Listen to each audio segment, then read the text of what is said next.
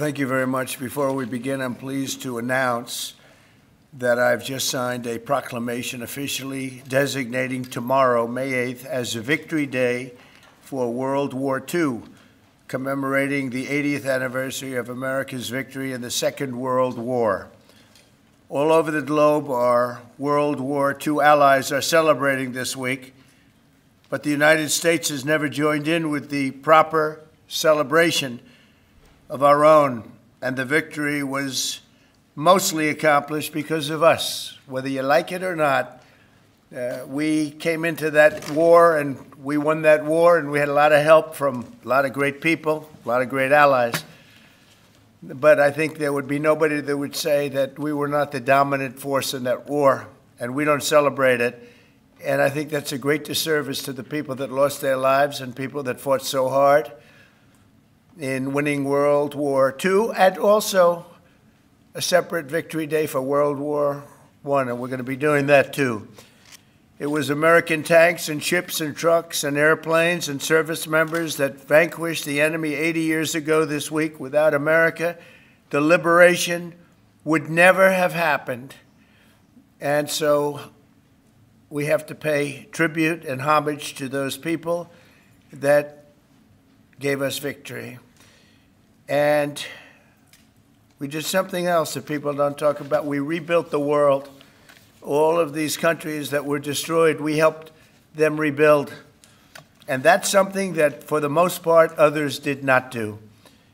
So with this proclamation, we are hereby honoring the incredible sacrifice and heroism of millions of Americans who served in World War II, along with the unprecedented mobilization, home front that helped deliver this great triumph.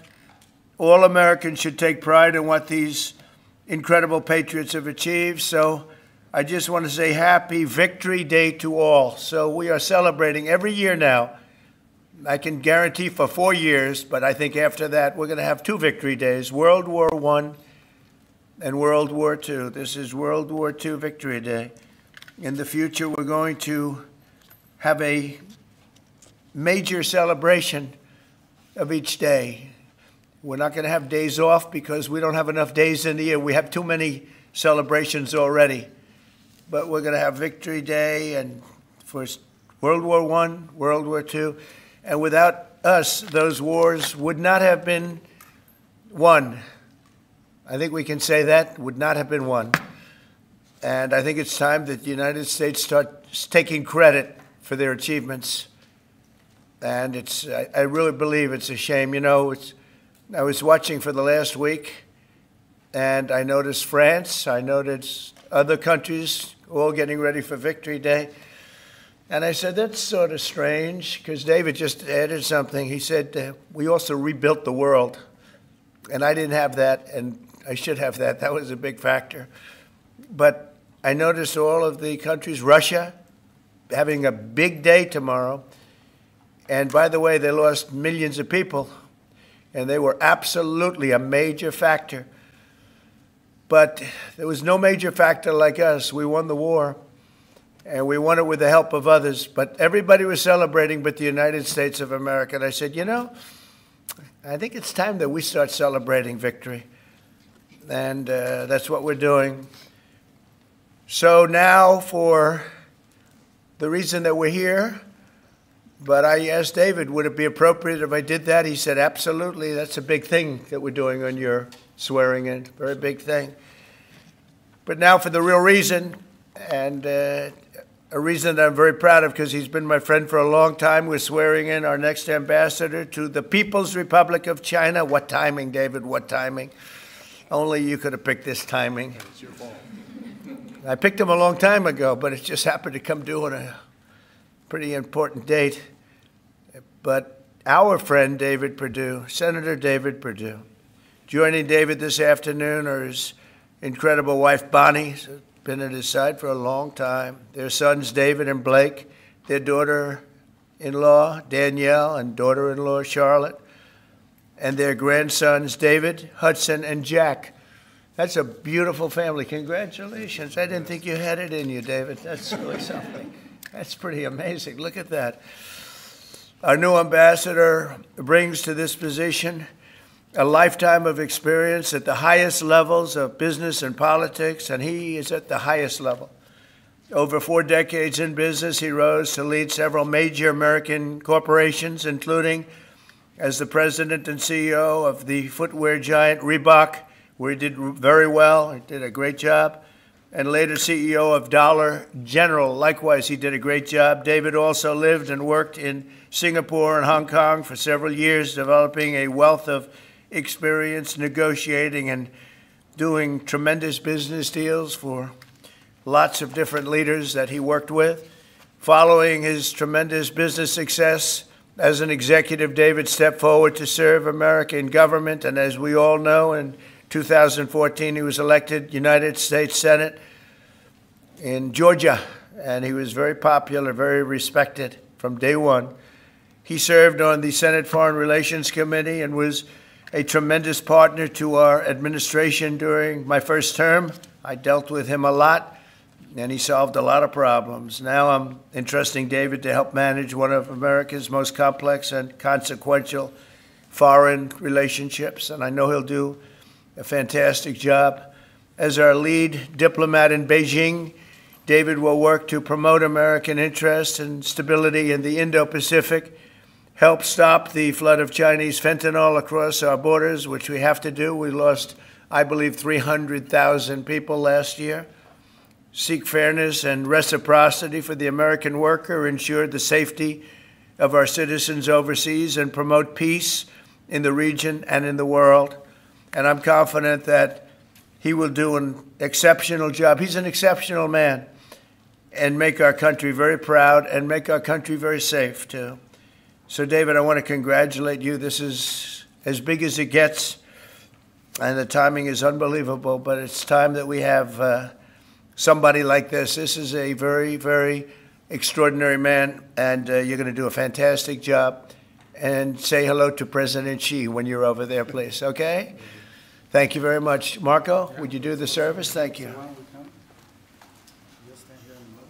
Put your left hand and raise your right. Raise your right hand.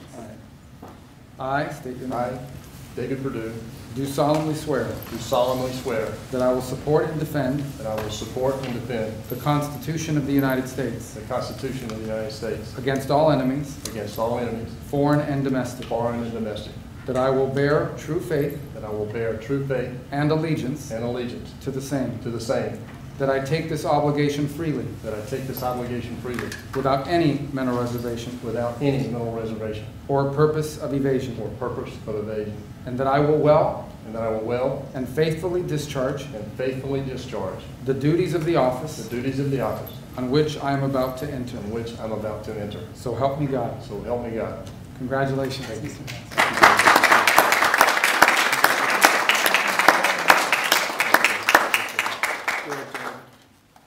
David, would you like to say something? Mr. President, I'm humbled to be in this office today. I love what you've done with this office. I like the Declaration of Independence. Yeah. I want the world to know that I know this man personally. He loves this country, and I am glad to be your man in China. Thank you. Thank you, David. I think just for the sake of formality, here we go, David. Come on up. Come on up here, Bonnie. That's what it's all about, right? And now we send you on your way. Lots of luck. Yes, sir. We're right behind you, David. Look forward to seeing you over there, sir. Okay, have a good time. God bless Thank you. you. Congratulations, everybody. Congratulations. Any questions, please? Mr. President, the Treasury Secretary just told lawmakers that a tariff exemption for certain baby items like car seats is under consideration. Will you exempt some products that families rely I on? don't know. I'll think about it. I don't know. I really don't. I want to make it nice and simple. I'm not looking to have so many exemptions that nobody knows what's doing. We have to make it very simple, but I'll take a look at it. Yep. Please. Mr. President, there are rumblings in Washington that some House Republican moderates are opposed to defunding Planned Parenthood in this year's reconciliation package. What do you say to those members, and are you supportive of? Well, I don't know yet. I have to see because you're just telling me that for the first time. we'll work something out. Mr. President, what are you hoping your representatives will get out of the talks in Switzerland on China? And secondly, what does China need to do on fentanyl specifically? What do you want to see them do? Well, they have to stop fentanyl from coming in. That'll be a very big part. And I had that understanding with President Xi before I left last time, and we had a deal, and he would have honored the deal. But when Biden came in, of course, nothing ever happened with him. He didn't know what the hell he was doing. But that would have saved a lot of lives. That election cost us a lot of lives and a lot of heartache. The fact that we went through 4 years of misery, and you look at what's coming through the border, and the job of getting murderers out of our country. So many bad things happened. The wars. You wouldn't have October 7th. You wouldn't have Russia fighting with Ukraine. You wouldn't have had that disaster in Afghanistan. You wouldn't have had inflation. All these things would have not taken place. So sad to see what happened. Any other questions? Are your administration sending migrants to Libya? I don't know. You'll have to ask Homeland Security, please. Would you support Vice President Vance said Russia was asking for too much to end the war. Given that, do you still have confidence that... When did he say that? Earlier this morning. Well, it's possible that's right. He may know some things that, because I've been dealing with this and some other things, but we are getting to a point where some decisions are going to have to be made. I'm not happy about it. Okay. Just follow up, sir, on the talks in Switzerland. What do you expect? What do you hope to come out of them? We'll see. I mean, look, it's we were losing $1 trillion a year. Now we're not losing anything. You know, that's the way I look at it. We were losing with China on trade $1 trillion a year, more actually, 1.1. But let's say $1 trillion. You know what we're losing now? Nothing. That's not bad. Are you planning a new ceasefire and hostage deal proposal for Israel and Hamas before you head over to the region next week? Where? In Gaza. In Gaza. Well, we're going to see what's happening. There's a lot of talk going on about Gaza right now. You know that, right? So you'll be knowing probably in the next 24 hours. Are you taking diplomatic actions between the war in India and Pakistan? What's your position? Oh, it's so terrible. My position is I get along with both. I know both very well, and I want to see them work it out. I want to see them stop. And hopefully they can stop now. They've gone tit for tat, so hopefully they can stop now. But I know both. We get along with both countries very well, good relationships with both, and I want to see it stop. And if I can do anything to help, I will be there. You know, by the way, unrelated, but I guess it's all related when you look at the world nowadays. Rwanda and the Congo, we've made a lot of progress in getting that disaster stopped. We've had a very talented person over there, and we've made a lot of progress with Rwanda and Congo fighting a very violent war, by the way. China says in order to have substantive negotiations, you have to bring down your 145% tariffs. Are you open to pulling back your tariffs in order to get China to the negotiating table? No. Mr. President, Senator Tillis has come out against Ed Martin as U.S. Attorney. Do you have any response to that? Well, it's disappointing because, you know, I know Eddie's very talented. Crime is down in Washington, D.C. Street crime, violent crime by 25%. And people have seen, they've noticed a big difference. So I didn't know that, but if anybody voted against him, I feel very badly about it, only in the sense that in this short period of time that he's been there, crime is down 25% in Washington, D.C., but that's really up to the senators. If they feel that way, they have to vote the way they vote. They have to follow their heart, and they have to follow their mind. Mr. President, referring to the Persian Gulf as the Arabian Gulf, are you going to make that announcement on your They're going to ask me about that when I get there, and I'll have to make a decision. So you haven't made a decision yet? I don't want to hurt anybody's feelings. I don't know if feelings are going to be hurt. Why have a case right over here? It's called Gulf of America, and I guess a lot of people get ideas from us. But the Gulf of America was something I thought should have been named a long time ago. I'm going to be given a briefing on that. It was just done. And I'll make a decision. Is it the U.S. position that Iran can have an enrichment program as long as it doesn't reach a weapons? We haven't made that decision yet. We will, but we haven't made that decision yet. Yeah. China said the U.S. initiated the trade talks this weekend and that its position hasn't changed. Are you still confident you can reach a deal with China? They said we initiated? Well, I think they ought to go back and study their files, okay? I do think that. Go ahead, what do you? Are you planning to ease chip export restrictions to some of these Gulf countries, and then also make announcements regarding... We might be doing that, yeah. And their nuclear programs, civilian nuclear programs? And it'll be announced soon. And you're going to help them develop some nuclear power? Well, we're going to take a look. We're going to take a look. But, you know, we had really a very good, as you know, we had a very good outcome with the Houthis, and we honor their word. I mean, they made a commitment, and we dealt with other countries that were close to them and their surrogates, and we honor all of their words. We'll see what happens, but I think, you know, I believe that hopefully that's over with, and they'll leave the ships alone, you know, just leave those ships alone. But so we do. We take their word for it. It was, you know, we hit them very hard. They had a great capacity to withstand punishment. They took tremendous punishment. And, you know, you could say there's a lot of bravery there. That it was amazing what they took. But we honor their commitment and their word. They gave us their word that they wouldn't be shooting ships anymore, and we honor that.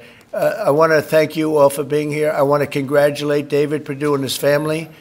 He's going to be really an incredible ambassador to China. I have no doubt about it. And we're going to work together very closely. Thank you all very much. Thank you.